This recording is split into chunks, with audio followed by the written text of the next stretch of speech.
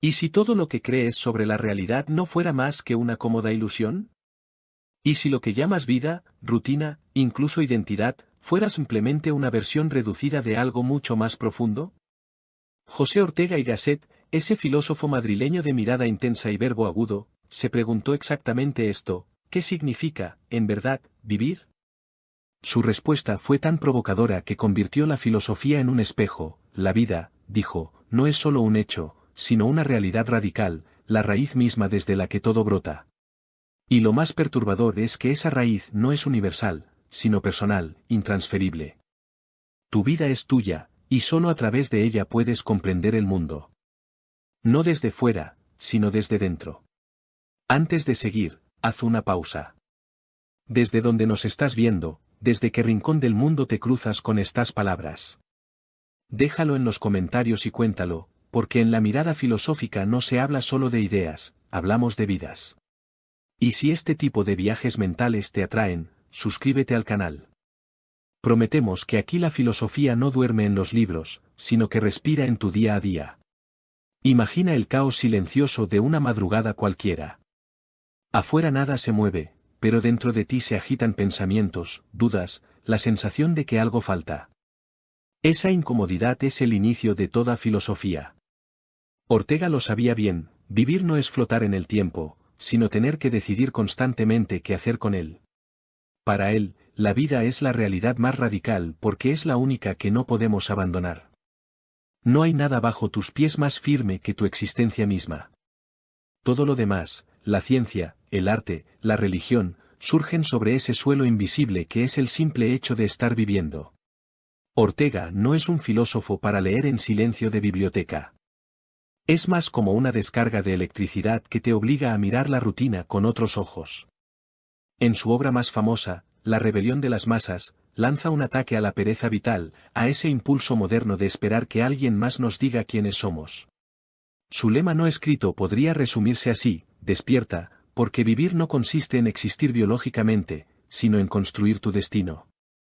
Detrás de cada minuto de vida hay una tarea que no puede delegarse.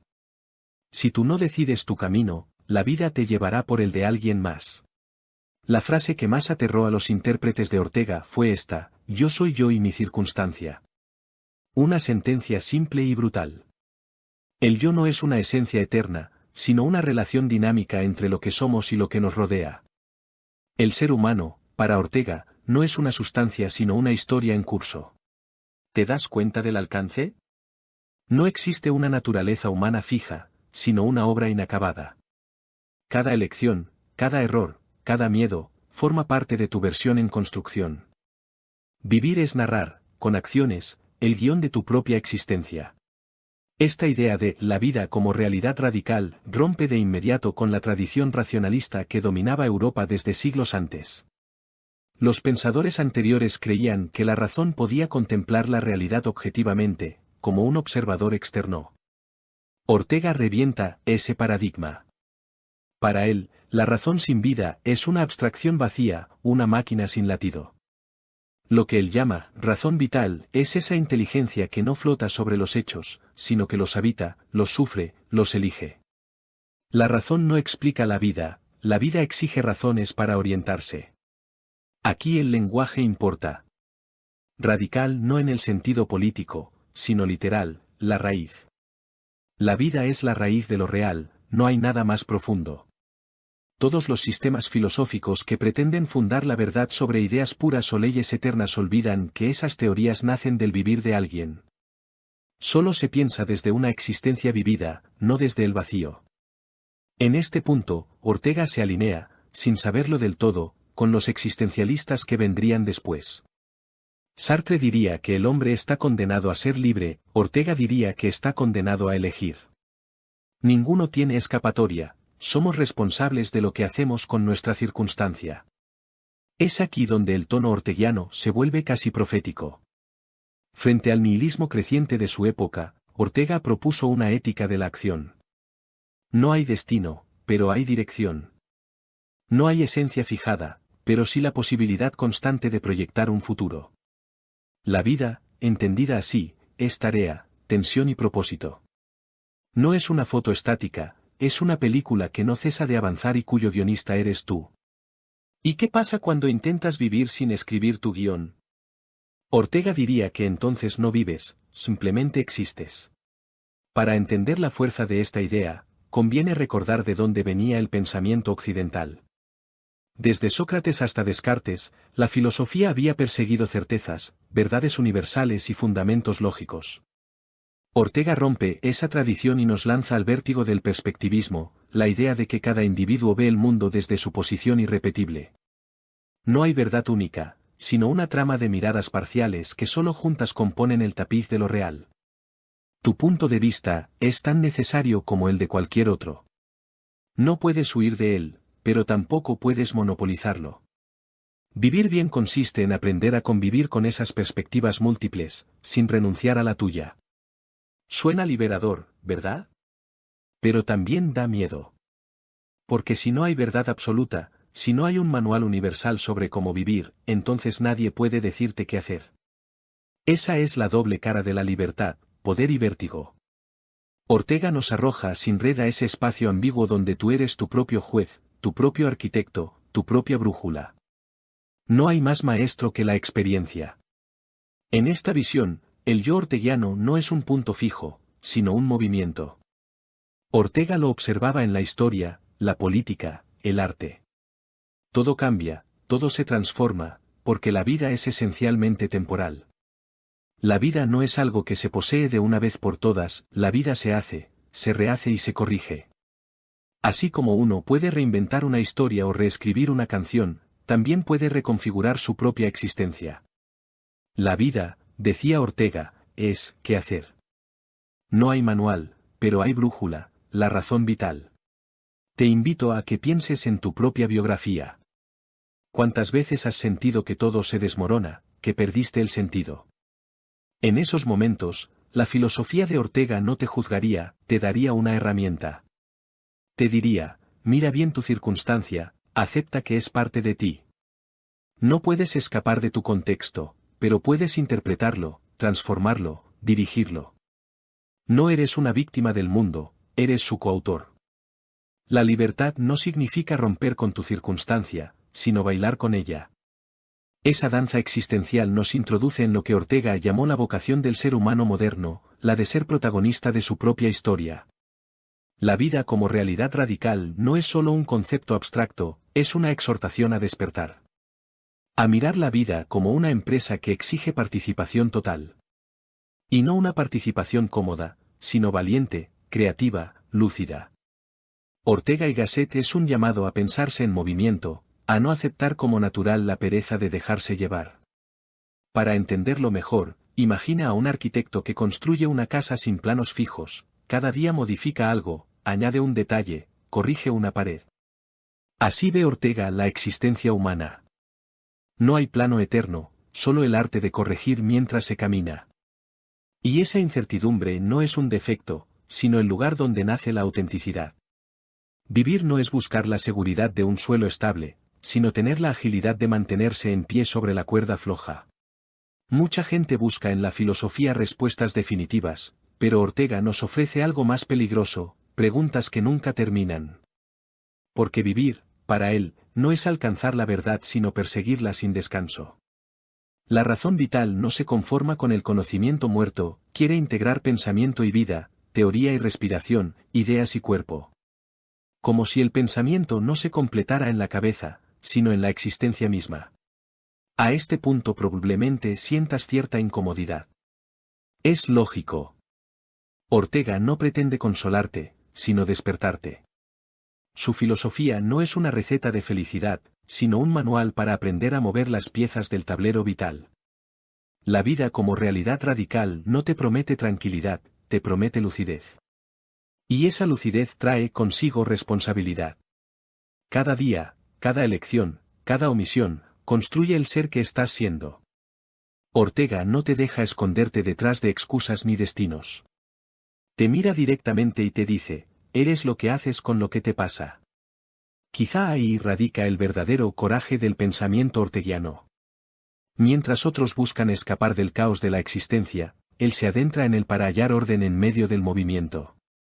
Su vida fue prueba viviente de su teoría. Exiliado, crítico, observador incesante de los vaivenes de su país, Ortega convirtió su propia circunstancia en campo de estudio. Hablaba de la historia, pero hablaba desde su vida, con carne y tiempo. Esa coherencia entre idea y biografía hace que aún hoy su voz suene actual, casi urgente. Ahora bien, antes de seguir avanzando hacia los ecos existencialistas que más tarde retomarán Nietzsche e Heidegger o Sartre, queda una confesión implícita en este primer encuentro con Ortega. Todo empieza por recuperar la conciencia del vivir aquí y ahora. Quizá no podamos definir la realidad objetiva ni controlar el destino, pero sí podemos asumir lo único que de verdad nos pertenece, nuestra vida. Lo demás, los conceptos, los sistemas, los dogmas, son añadidos. La vida es la raíz. Lo demás, ramas que crecen o se marchitan según como decidamos cuidarlas. Y aquí, por si no lo habías notado, estás en medio de esa misma raíz. Este vídeo, esta voz, este instante, forman parte de tu circunstancia. Lo que hagas con él también definirá quién eres. Así que si esta conversación te mueve algo, suscríbete a La Mirada Filosófica y acompáñanos en los próximos capítulos. No estamos aquí para dar respuestas finales, sino para aprender a mirar el mundo con ojos despiertos. Y esa, querido espectador, es quizá la forma más radical de estar vivo. Imagina que te despiertas una mañana sin memoria. No recuerdas tu nombre, tu historia, tus elecciones pasadas. Frente al espejo, una pregunta te golpea: ¿quién soy?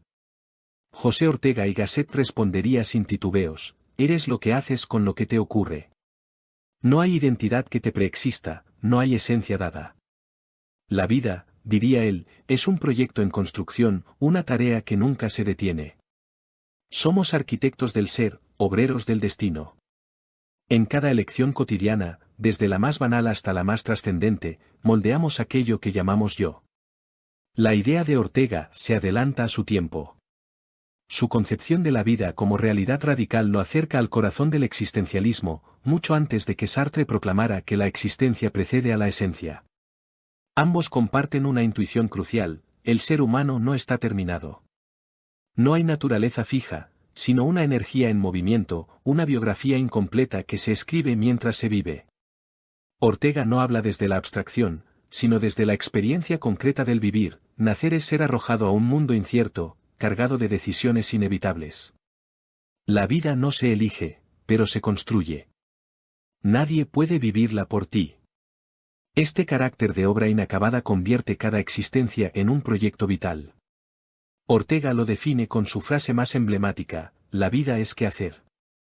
No hay destino prescrito ni mapa definitivo. Solo hay camino. Pero caminar implica elegir, y elegir implica renunciar. En esa tensión entre posibilidad y renuncia nace lo que él llama autenticidad. Vivir auténticamente no significa seguir un manual externo, sino asumir la responsabilidad de la construcción de uno mismo. Cada acto, incluso los que parecen insignificantes, son los ladrillos con los que edificamos nuestro ser. Aquí entra en juego la noción de libertad. Para Ortega, la libertad no es el lujo de poder hacer cualquier cosa, sino el peso de tener que decidir siempre. Es una condena luminosa. El hombre está obligado a ser libre, diría Sartre más tarde, pero Ortega lo plantea con un matiz distinto: estamos obligados a proyectar. No podemos evitar pensar en el futuro, imaginar escenarios, crear planes. La vida se experimenta no solo en el presente, sino como constante proyección hacia adelante. La persona se dibuja a sí misma en el horizonte que persigue. Cuando Ortega habla de la futurión, esa palabra suya tan poderosa, no se refiere al futuro como una línea lejana en el calendario, sino como tensión interna. Vivir es orientarse hacia lo que aún no es. Así, cada individuo se convierte en su propio proyecto. La vida no está lista, sino por hacer. Decidir es existir. No decidir es disolverse. En este sentido, Ortega combate frontalmente la pasividad moderna, esa actitud de dejar que la vida suceda sin tomar las riendas. El hombre masa, su gran enemigo, es aquel que vive sin proyecto, empujado por las modas, los hábitos y las voces ajenas. Su pensamiento vibra en sintonía con Nietzsche, el filósofo del martillo. Nietzsche había declarado que el ser humano debía dejar de ser un rebaño y transformarse en Übermensch, el superhombre que crea sus propios valores. Ortega recoge esa chispa creadora, pero la aterriza en la vida cotidiana. Para él, no se trata de convertirse en un héroe mitológico, sino de sostener el coraje de elegir en medio de la incertidumbre. Si Nietzsche grita, conviértete en quien eres, Ortega susurra, hazte cargo de tu vida. Ambas frases apuntan al mismo abismo de libertad. La relación con Heidegger es igual de fascinante. El Dasein heideggeriano, ese ser arrojado que se sabe mortal y finito, tiene mucho en común con la realidad radical de Ortega. Ambos entienden que el ser humano no flota sobre el mundo, está incrustado en él, condicionado por su situación. Heidegger diría, estar en el mundo. Ortega diría, soy yo y mi circunstancia. En ambos casos, el individuo no puede romper su vínculo con el entorno. Pero mientras Heidegger enfatiza la angustia ante la muerte, Ortega prefiere hablar de la responsabilidad del vivir. Es una filosofía menos trágica y más vital. Donde Heidegger ve angustia, Ortega ve tarea. Esa diferencia tonal lo distancia también de Sartre. Para el filósofo francés, el vacío de sentido es el punto de partida inevitable. El ser humano está condenado a inventarse una razón de ser. Ortega coincide, pero su enfoque es más esperanzado, el vacío no es condena, sino oportunidad. No hay esencia fijada, pero eso abre la posibilidad de la creación.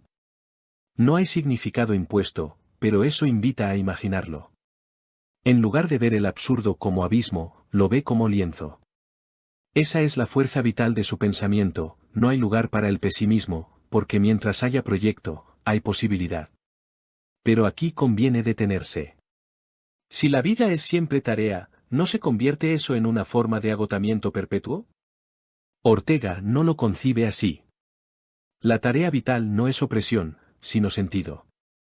Ser consciente de que la vida se construye con cada decisión otorga dignidad a lo cotidiano. Desde elegir una carrera hasta decidir qué tipo de amigo se quiere ser, todo forma parte del gran proyecto biográfico. La vida cotidiana se transforma en materia filosófica. Vivir adquiere peso, textura y profundidad. Cada error se convierte en aprendizaje, cada fracaso en parte del camino. Para Ortega, la vida no es un hecho biológico sino una aventura interior. Aventura que nunca se completa porque siempre hay más mundo que abarcar, más futuros posibles que exploran. Este impulso perpetuo da al ser humano su carácter trágico pero también heroico. Trágico, porque nunca se alcanza el ideal soñado. Heroico, porque seguimos intentándolo. En ese esfuerzo constante se forja la verdadera humanidad. La vida es transformación, detenerse es morir antes de tiempo. Si transponemos este pensamiento al presente, descubrimos su sorprendente actualidad. En una era dominada por la inmediatez y la distracción, Ortega suena como una voz que reclama atención profunda. Nos recuerda que no somos algoritmos ni perfiles, sino historias en curso.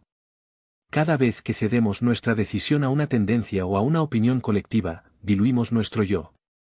En cambio, cuando elegimos con conciencia, aunque nos equivoquemos, afirmamos nuestra existencia.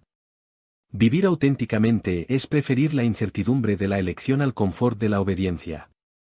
Hay en Ortega una pedagogía implícita.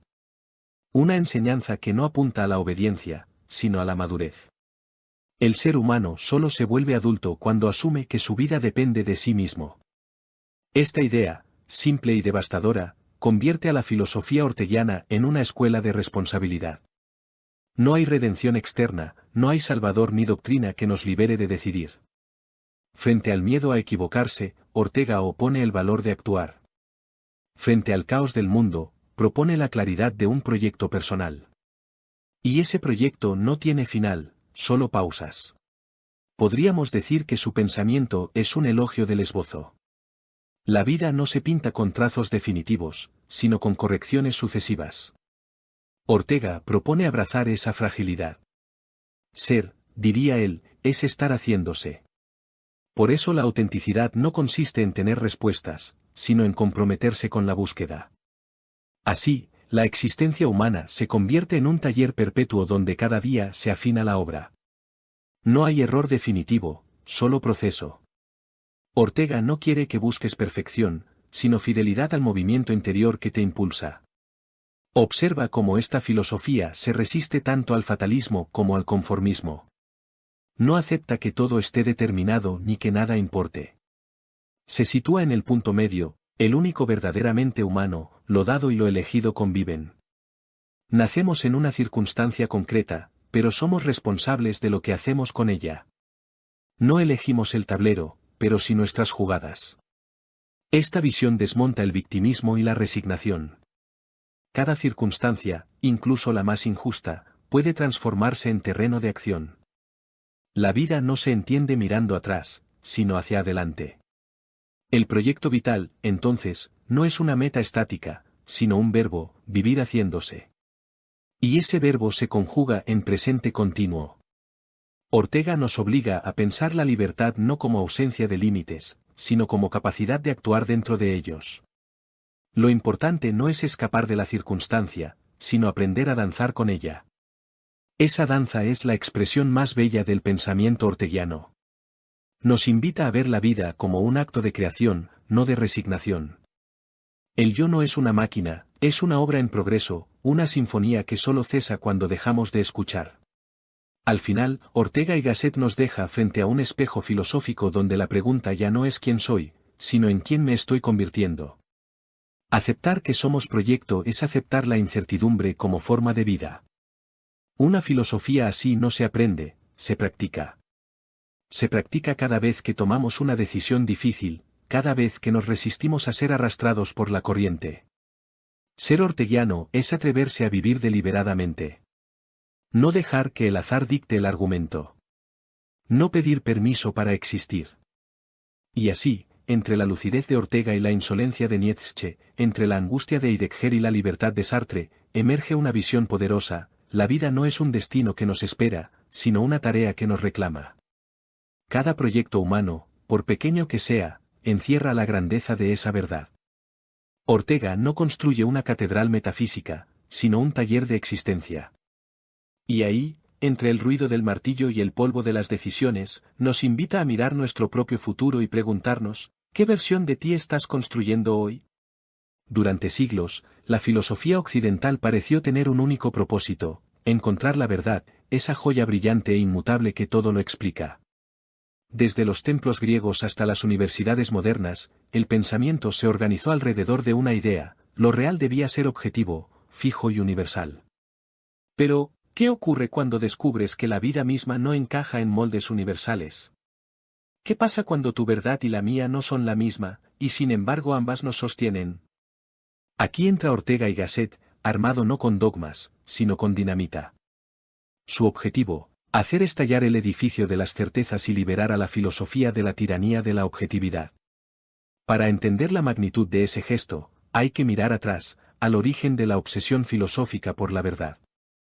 En la Atenas del siglo V a.C., un hombre menudo y feo, pero de verbo afilado, comenzó a inquietar a los ciudadanos con un método tan simple como peligroso: preguntar. Sócrates caminaba por el ágora interpelando a todos, desde políticos hasta zapateros, con una sola misión: destruir la ignorancia. Su lema era claro: solo sé que no sé nada. Sin embargo, detrás de esa humildad aparente se escondía una ambición titánica: alcanzar una verdad universal, una moral que sirviera para todos. Su discípulo, Platón, convertiría esa aspiración en dogma. Para él, el mundo sensible era una copia imperfecta de un mundo ideal, un lugar de verdades eternas. La filosofía era, entonces, ascender del barro de la opinión al cielo puro de las ideas. Y desde entonces, Occidente vivió enamorado de ese cielo. Los filósofos, los científicos, los teólogos, todos quisieron subirse a la escalera platónica y quedarse allí, lejos del ruido de la vida real. Ortega irrumpe siglos después para recordarnos algo que habíamos olvidado: el suelo está aquí abajo, no allá arriba. La vida no es una idea, es una realidad radical. No existe un punto de vista absoluto desde donde contemplar el mundo como un mapa completo. Cada uno de nosotros ve desde su circunstancia, y esa visión no es un error a corregir, sino una parte legítima del todo. La verdad, para Ortega, no es una esfera divina sino un mosaico compartido. Y cada perspectiva humana es una pieza insustituible de ese mosaico. Esta visión dinamita el ideal socrático y su obsesión por una verdad universal. Mientras Sócrates buscaba respuestas definitivas, Ortega abraza las preguntas. Mientras el griego veía la duda como un medio para llegar a la certeza, el español la convierte en una forma de vida. El perspectivismo orteguiano no es relativismo, sino humildad epistémica. No niega que exista la verdad, sino que afirma que nadie puede poseerla entera. Solo la suma de perspectivas, multiplicadas y dialogadas, podría componer una imagen más rica del mundo. Cada mirada humana tiene algo que las demás necesitan. Pero el choque entre ambos no se limita a un simple matiz intelectual. Es una auténtica revolución sobre qué significa pensar. Sócrates creía que la razón debía dominar las pasiones, que el alma debía purificarse del cuerpo para acceder a la verdad. Ortega se burla, con elegancia, de esa vieja aspiración. Para él, pensar sin cuerpo es pensar sin vida. La razón no debe flotar sobre las pasiones, sino navegar con ellas. Por eso la llama razón vital. Es una razón encarnada, situada, mortal. Piensa desde la carne, desde la biografía, desde el presente. En su crítica, Ortega no reniega de Sócrates como figura, pero lo convierte en un símbolo de algo que la modernidad necesita superar, la ilusión de objetividad. En su tiempo, esa ilusión se había convertido en dogma científico. La física, la biología, la historia, todo pretendía hablar desde un punto de vista neutro. Ortega se atreve a decir lo que pocos filósofos de su siglo se atrevieron a admitir: ese punto de vista no existe. Vivir es mirar desde un lugar, desde un cuerpo, desde una historia. Cada verdad está encarnada en alguien. Pero esta crítica no es simple demolición, es reconstrucción. Ortega propone un nuevo modo de entender la verdad, no como posesión, sino como diálogo. En el perspectivismo no hay vencedores ni derrotados, sino interlocutores. Comprender no es vencer en una discusión, sino integrar la mirada del otro en la tuya. De ahí que diga que la verdad integral se construye sumando perspectivas. Si Sócrates quería persuadir, Ortega busca comprender. Y esa diferencia marca el paso de la filosofía de la certidumbre a la filosofía de la convivencia. Este cambio de paradigma no está exento de ironía. Ortega, como buen contemporáneo de Nietzsche, sabe que desacreditar las verdades absolutas no es tarea cómoda. Nietzsche había acusado a Sócrates de ser el inicio de la decadencia occidental, el momento en que la vida dejó de amarse a sí misma y se refugió en las abstracciones. Según él, Sócrates convirtió la razón en tirana, en verdugo de la vitalidad. Ortega coincide. La razón pura, dice, es una razón desvivida, una razón que olvida que el pensamiento sirve a la existencia, no al revés. Por eso su proyecto es resucitar una forma de razonar que no se separe de la vida, sino que nazca de ella. Esta idea, la razón vital, no es un simple eslogan. Es una invitación a reconciliar el pensamiento y la experiencia. Ortega la define como la inteligencia que se encarga de dirigir la vida, no de contemplarla desde lejos. No existe un conocimiento desinteresado, todo saber responde a un problema vital. Pensamos porque necesitamos orientarnos. Pensar es un acto de supervivencia. De ahí que la filosofía no sea un lujo para académicos, sino una herramienta para cualquiera que respire y quiera entender lo que le pasa. El perspectivismo orteguiano, además, introduce una ética nueva. Si nadie posee la verdad completa, nadie puede erigirse en dueño del mundo. La convivencia se vuelve, entonces, un ejercicio filosófico. Escuchar al otro deja de ser cortesía para convertirse en deber ontológico. No se trata de estar de acuerdo, sino de reconocer que cada vida encierra una perspectiva única del universo. En un tiempo de polarización y dogma, esta idea parece casi revolucionaria. Y sin embargo, Ortega no cae en el relativismo blando. No dice que todas las opiniones valgan igual. Dice que todas las vidas valen como punto de partida. La verdad no está en las opiniones arbitrarias, sino en la mirada honesta que surge de vivirlas. Hay perspectivas más hondas, más lúcidas, porque han pasado por más existencia, más conciencia, más responsabilidad. No todo vale, pero todo aporta. cada ser humano es un laboratorio de la realidad. Frente a este ideal dinámico, la figura de Sócrates se ilumina con nueva luz.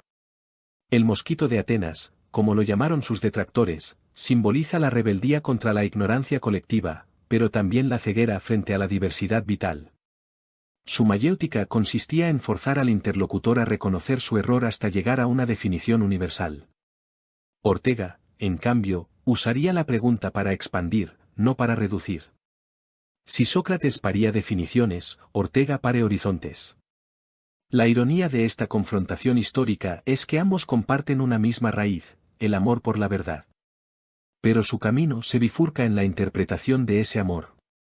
Para Sócrates, amar la verdad era intentar poseerla. Para Ortega, amarla es saber que nunca podrás hacerlo del todo.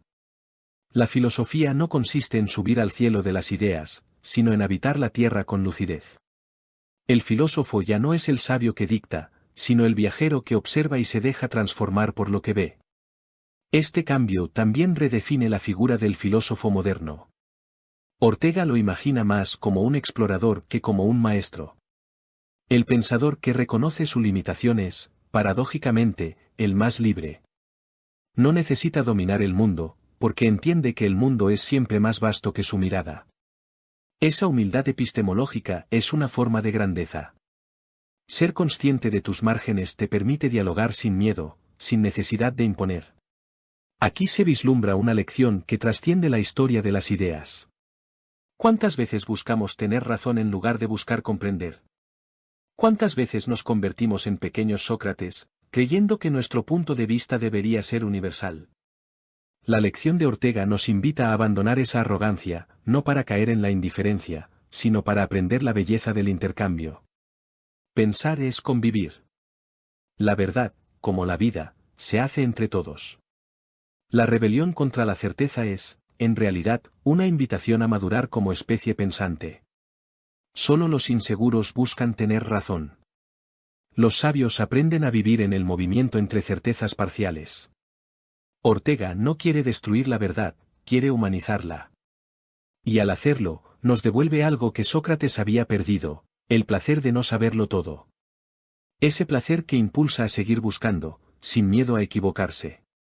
Si la vida es realidad radical, entonces la verdad no está allá afuera esperando ser cazada, sino aquí adentro, en el vivir que se despliega. Cada instante revela una versión distinta del mundo, y ninguna la agota por completo. Por eso Ortega no ofrece conclusiones, sino aproximaciones. No dicta mandamientos, sino caminos. Su filosofía no pretende clausurar las preguntas, sino multiplicarlas.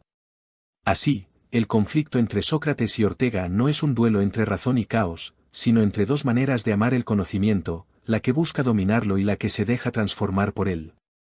En ese choque se esconde la transición del pensamiento antiguo al pensamiento vital. Ortega no niega a Sócrates, lo rescata de su propio dogma. Lo convierte en símbolo del inicio de una conversación que, siglos después, él mismo continúa, una conversación donde vivir y pensar vuelven a encontrarse. Hay algo profundamente seductor en la palabra tranquilidad. Suena a destino prometido después del caos, un jardín, una sombra, un silencio amable. Epicuro, el filósofo del placer mesurado, construyó toda una doctrina alrededor de esa promesa. En su jardín de Atenas, predicaba que la vida buena consistía en liberarse del miedo y del dolor. No se trataba de gozar sin límites, sino de gozar con inteligencia, de eliminar las perturbaciones que enturbian el alma. Sin embargo, José Ortega y Gasset, muchos siglos después, observó en ese sueño un peligro oculto. Un riesgo que la modernidad había convertido en omisión, el peligro de querer vivir sin tensión, sin tarea, sin proyecto. Epicuro creía en la ataraxia, la serenidad perfecta del alma. Según él, el sufrimiento y la ansiedad provienen del deseo desordenado, queremos lo que no necesitamos, tememos lo que no controlamos. La felicidad, por tanto, no se encuentra en la abundancia de placeres, sino en la eliminación del exceso. En moderar el apetito, aceptar la mortalidad, y retirarse del tumulto político y social. El sabio epicúreo es aquel que domina sus pasiones y encuentra la paz en la medida justa. En apariencia, todo esto suena razonable, casi terapéutico. Pero Ortega sospecha que hay un precio demasiado alto en esa paz, la renuncia al vivir como tarea. El pensador español ve la vida no como reposo, sino como movimiento. La realidad radical que somos no se cumple quedándonos quietos, sino proyectándonos hacia el futuro. La vida, recuerda Ortega, es quehacer. Y en ese quehacer se encuentra toda su densidad. Buscar la tranquilidad total, entonces, equivale a disolver la vitalidad. La ataraxia, en su perfección, se convierte en anestesia. Una vida completamente libre de conflicto sería, para Ortega, una vida muerta en vida. Porque el vivir auténtico exige fricción, elección, inseguridad. La calma permanente puede ser solo otra forma de huida. La filosofía epicúrea floreció en una época de crisis. Tras las guerras de Alejandro y la disolución de las polis, el individuo se sintió pequeño frente al destino. Epicuro respondió retirándose del mundo, edificando un refugio contra el azar. Su jardín fue un espacio íntimo donde solo la conversación, la amistad y el pensamiento tenían valor. Pero Ortega, heredero de un mundo igualmente convulso, no quiso refugiarse, quiso comprender. Para él, retirarse de la circunstancia es negarse a uno mismo, porque la vida es siempre con, entre y dentro del mundo. No hay sabiduría sin circunstancia. No hay paz que no sea ganada a través de ella. Si Sócrates había idealizado la razón universal y Nietzsche la voluntad de poder, Epicuro idealizó la quietud lúcida. Ortega ve en los tres un mismo impulso, escapar de la vida inmediata, domesticarla. Pero él, en cambio, la reivindica en su crudeza. La vida no pide templos ni jardines cerrados, pide brazos sucios. El esfuerzo de decidir, el vértigo de actuar, el riesgo de fracasar. En la tensión entre lo que somos y lo que deseamos está nuestra vitalidad. Sin esa tensión, el alma humana se aburre, y el aburrimiento es, quizá, la forma moderna de la muerte epicúrea. Ortega no desprecia la serenidad, pero la redefine. Para él, la serenidad no proviene de eliminar el conflicto, sino de aprender a sostenerlo. La madurez no se mide por la ausencia de problemas, sino por la capacidad de enfrentarlos sin perder la forma. En una era que idolatra la comodidad, Ortega parece lanzar una provocación: la vida buena no es la más fácil, es la más consciente. Si Epicuro enseña a reducir deseos, Ortega enseña a dirigirlos. La serenidad orteguiana no es pasiva, es una lucidez activa. Es poder mirar la tormenta sin negarla, sabiendo que también somos parte del viento. El contraste entre ambos filósofos se vuelve claro al analizar su relación con el tiempo. Epicuro busca habitar el instante eterno, alejarse de la ansiedad del porvenir. Ortega, sin embargo, ve en el futuro el corazón de la existencia. Para él, el hombre vive arrojado hacia adelante, proyectándose, soñando, eligiendo constantemente el próximo paso. Vivir fuera del tiempo, en pura contemplación, es negar la estructura misma de la vida. La existencia es tiempo, y el tiempo, conflicto. No se puede alcanzar la serenidad matando el movimiento, del mismo modo que no se aprende a nadar si uno nunca se lanza al agua. En este punto, ambos parecen representar dos actitudes eternas frente a la vida, la del refugio y la del riesgo. Epicuro levanta un jardín cerrado, Ortega abre una ventana hacia el vértigo. Uno busca protegerse del dolor, el otro lo integra como motor de crecimiento. Y aquí aparece la ironía contemporánea: en un mundo saturado de ruido, pantallas y competitividad, buscamos refugios epicúreos más que nunca. Buscamos la ataraxia en el spa digital, en el minimalismo de moda, en la renuncia emocional. Ortega nos advertiría: cuidado, eso que llamas paz podría ser solo una sofisticada forma de rendición. Ortega no desprecia el placer ni la calma, pero advierte que sin proyectos se vuelven vacíos. El placer, para ser tal, requiere propósito. La calma, para sostenerse, necesita dirección. Cuando se anula el deseo por miedo al dolor, se anula también la posibilidad de crecer. Ortega no propone sufrir voluntariamente, sino comprender que el sufrimiento es el precio inevitable de existir conscientemente.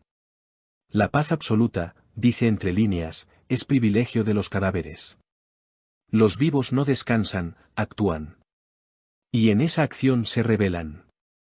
Epicuro aconsejaba no temer a los dioses ni a la muerte, porque ninguno de ellos podía dañarnos.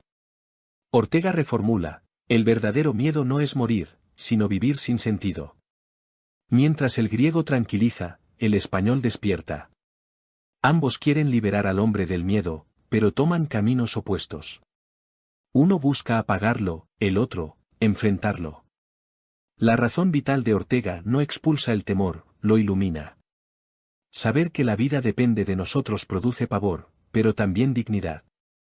Epicuro promete refugio, Ortega promete responsabilidad. Son dos respuestas a la fragilidad humana. Este diálogo entre el placer y la tarea puede sonar abstracto, pero en realidad se decide en lo cotidiano. Cada vez que elegimos entre la comodidad y el compromiso, entre el reposo y el riesgo, revivimos este combate filosófico. Cuando posponemos un sueño por miedo al fracaso, el epicureísmo nos seduce. Cuando lo intentamos de todas formas, Ortega asiente en silencio.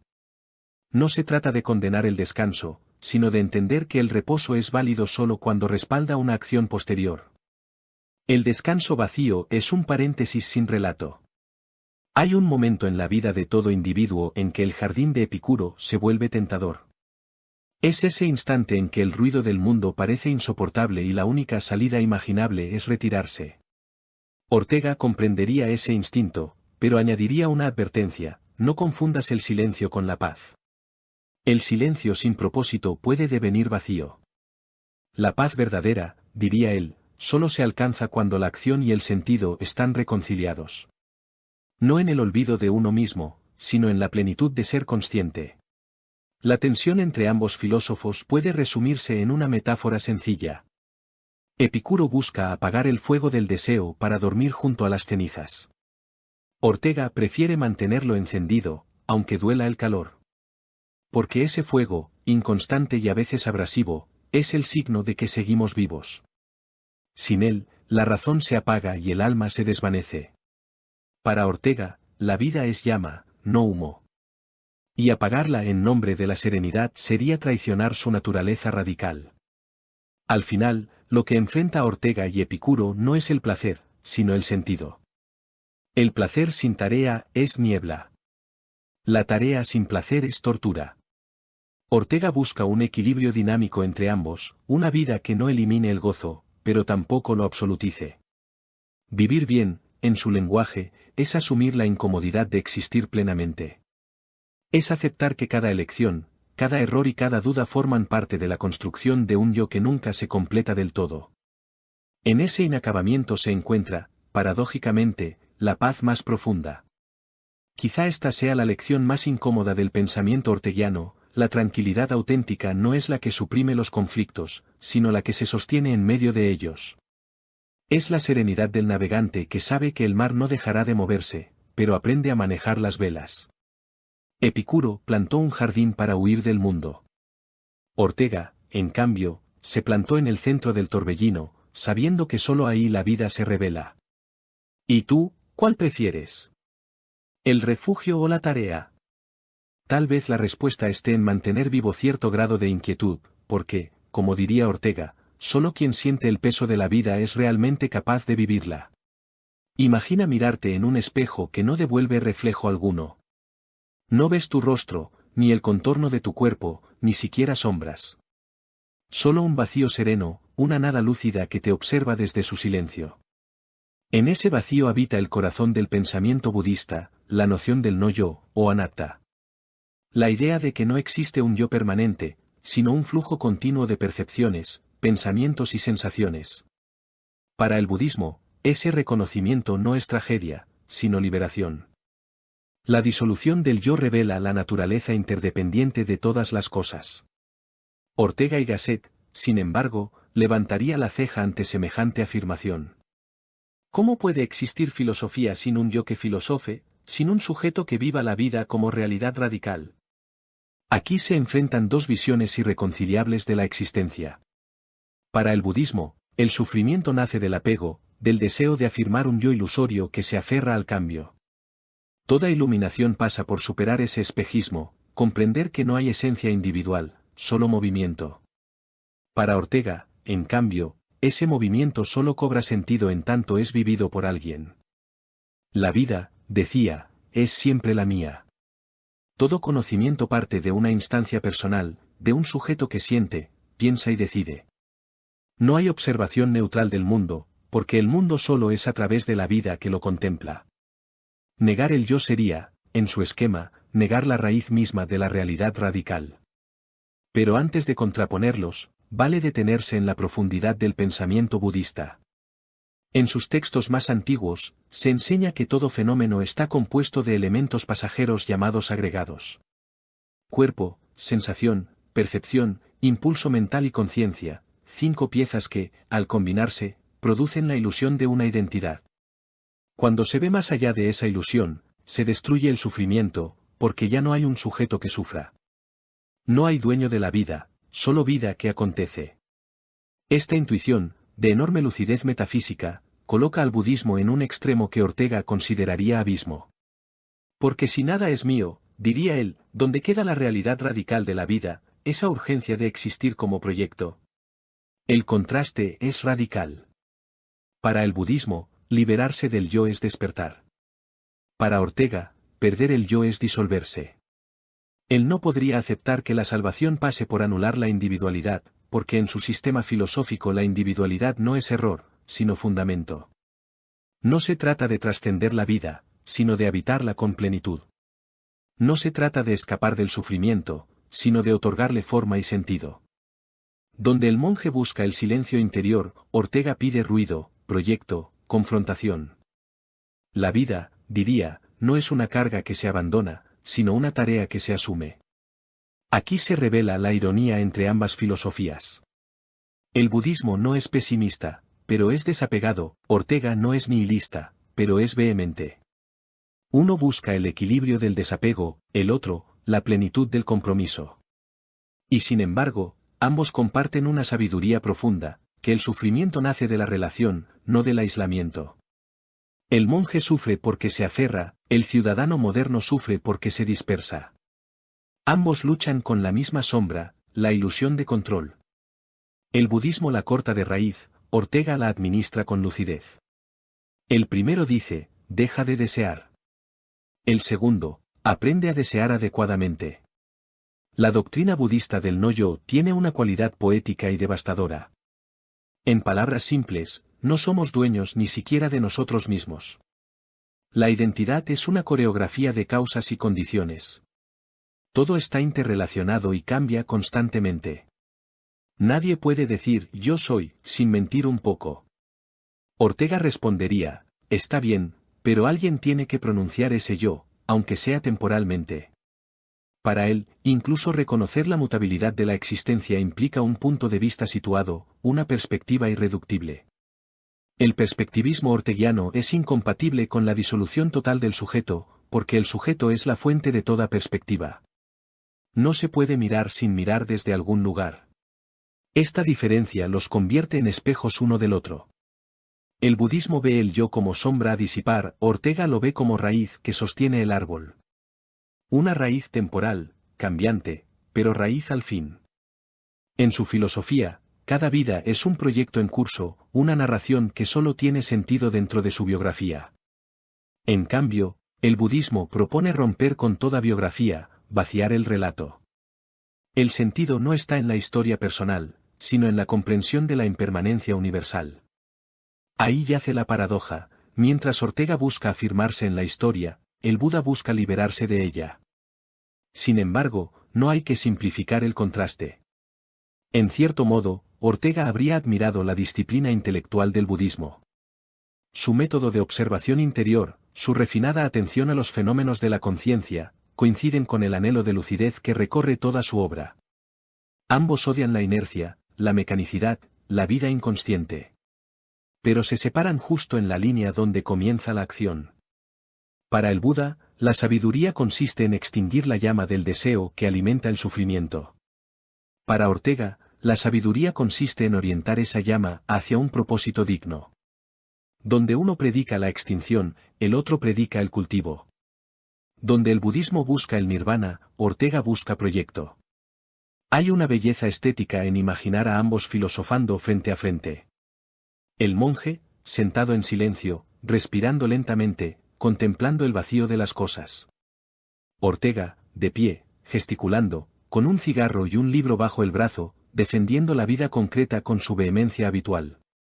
El primero mira hacia adentro, el segundo, hacia el horizonte. Dos modos de buscar verdad, dos estrategias para sobrevivir a la existencia.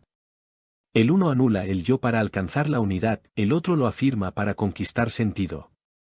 El silencio contra la palabra, la disolución frente al proyecto. ¿Y si ambos tuvieran razón en partes distintas? El mundo contemporáneo parece confirmar esta tensión. La proliferación actual de prácticas de meditación y mindfulness es prueba del anhelo moderno por detener el ruido y retornar al vacío interior. Pero también lo es del cansancio ante una vida que perdió propósito. Ortega lo advertiría, el vacío no basta, hay que llenarlo de sentido. El silencio sin tarea se vuelve hipnosis. La calma necesita contenido. Aprender a no identificarse con el yo puede ser sano, pero olvidar el poder creador del yo es renunciar a la historia. La humanidad, para Ortega, no se ilumina renunciando a sus proyectos, sino aprendiendo a manejarlos. El budismo ofrece una ética de compasión nacida del reconocimiento de la interdependencia. Ortega, en cambio, ofrece una ética de responsabilidad nacida del reconocimiento de la individualidad. Donde uno dice, somos todo, el otro dice, yo y mi circunstancia.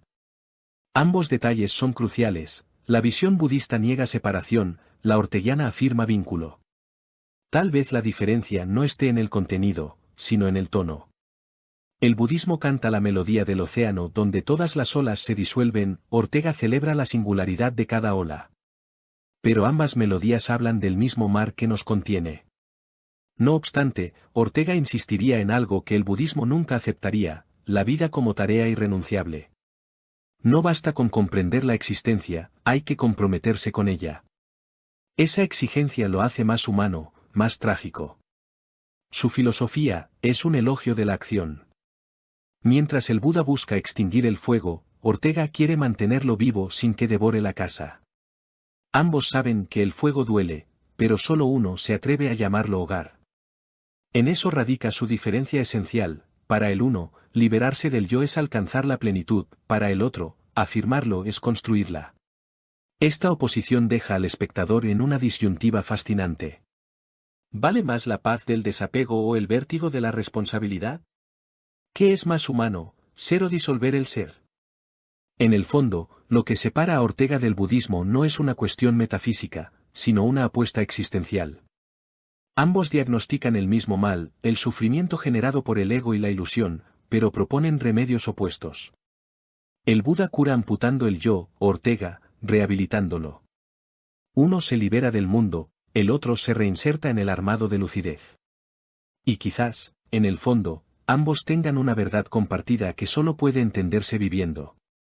El Buda dice que todo pasa. Ortega agrega que lo que pasa solo cobra sentido si lo vivimos desde dentro. El uno ve el yo como burbuja, el otro, como barco. La burbuja se disuelve, el barco navega. Pero ambos flotan sobre la misma agua del tiempo. Tal vez la sabiduría consista en reconocer que a veces hay que dejar de remar, y otras veces, aprender a construir el barco mejor. Ortega no habría querido el nirvana. Le habría parecido una forma del vacío que cancela el drama de existir. Pero sí habría reconocido la belleza de ese ideal como antídoto contra la soberbia del yo moderno. En un mundo obsesionado con la productividad, el budismo recuerda que no todo debe hacerse. Y en un mundo tentado por la inacción, Ortega recuerda que no todo debe omitirse. Entre ambos trazan el mapa perfecto del equilibrio, vivir intensamente sin aferrarse. En última instancia, el espejo vacío del budismo y la mirada vital de Ortega no son enemigos, sino fases de una misma madurez. El uno enseña a soltar, el otro, a construir. El uno invita al silencio, el otro, al logos. Entre ambos se juega el arte de habitar la vida sin destruirla. Quizá el reto no sea elegir, sino aprender de los dos, mirar el vacío sin desaparecer en él, afirmar la vida sin volverla jaula. Entonces, el espejo dejaría de estar vacío. Reflejaría, al fin, la imagen más humana, un ser que duda, respira, actúa, y sabe que su reflejo, como la vida misma, nunca está terminado. Durante siglos, los grandes pensadores han intentado descifrar el sentido de la vida construyendo sistemas filosóficos imponentes, llenos de teorías, axiomas y certezas. Pero entonces apareció Michel de Montaigne, un noble francés que decidió encerrarse en una torre y escribir sobre lo más simple y lo más profundo, sí mismo. En una época dominada por guerras, dogmas y supersticiones, Montaigne se atrevió a decir que el único terreno sólido que poseemos es nuestra propia experiencia. No habló de dioses ni de verdades universales, sino de lo cotidiano, del miedo, la muerte, los placeres, la amistad. Su obra fue un acto de honestidad radical, una invitación a vivir sin máscaras. Y siglos después, José Ortega y Gasset recogería esa antorcha, dándole forma a su propia versión del autoconocimiento, la vida como realidad radical, siempre mía, siempre irrepetible. Montaigne representa la primera gran rebelión del yo contra los sistemas. Mientras los filósofos buscaban la certeza, él buscaba coherencia consigo mismo. Escribía no para enseñar, sino para entenderse. En su torre, rodeado de libros, ensayaba pensamientos como un alquimista experimentando con su propia vida.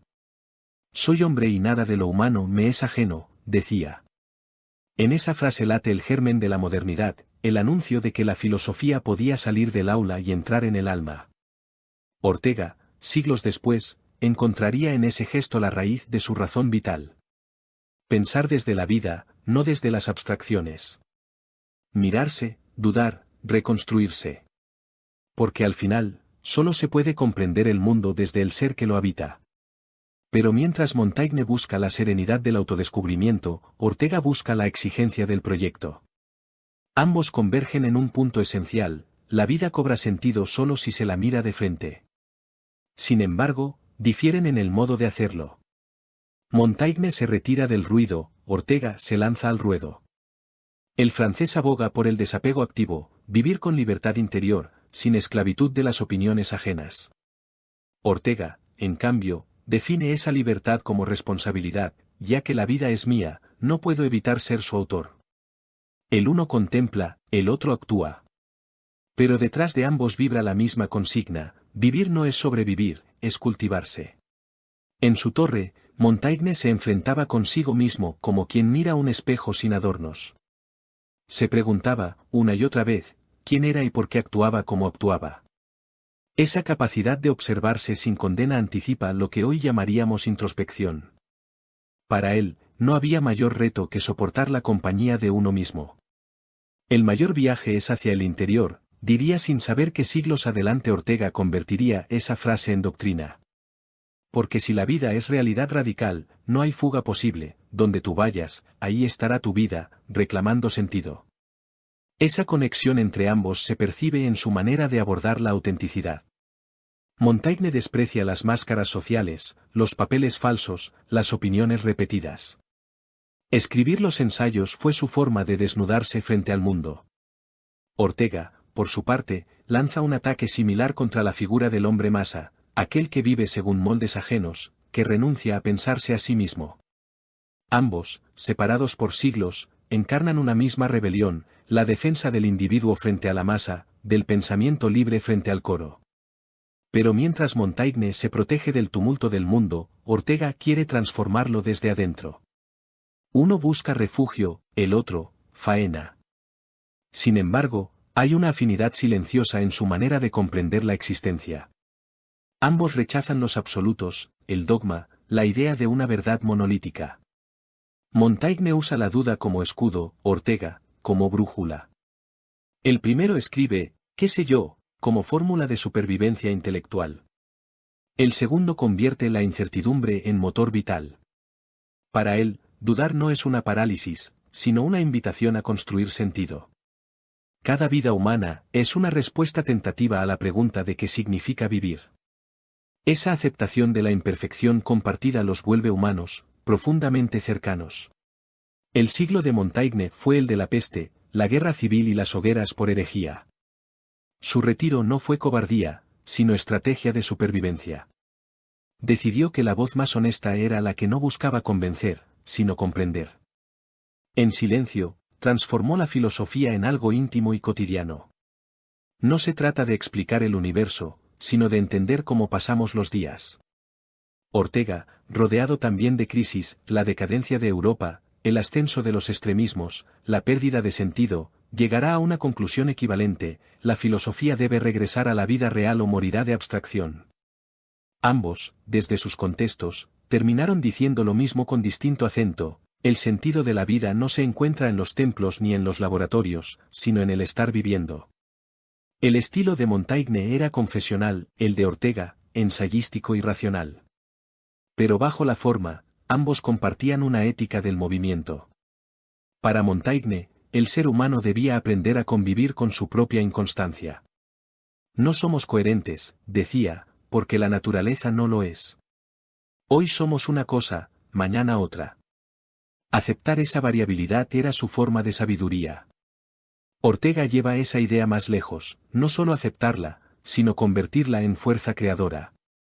Si la vida no es fija, entonces puede proyectarse. Si cambia, entonces puede elegirse su rumbo. La contradicción deja de ser defecto y se vuelve posibilidad. En este cruce de ideas se vislumbra una filosofía del equilibrio. Montaigne enseña a no tomarse tan en serio, a reírse de los miedos y de las propias torpezas. Ortega enseña a tomarse en serio lo suficiente como para actuar con propósito. Entre ambos trazan los extremos de una cuerda por la que debemos caminar. Demasiada introspección te encierra en ti mismo, demasiada acción sin reflexión te dispersa. La vida buena, parece decirnos este improbable dúo, está en saberse mirar y, al mismo tiempo, moverse. No hay sabiduría sin humor, ni acción sin autocrítica.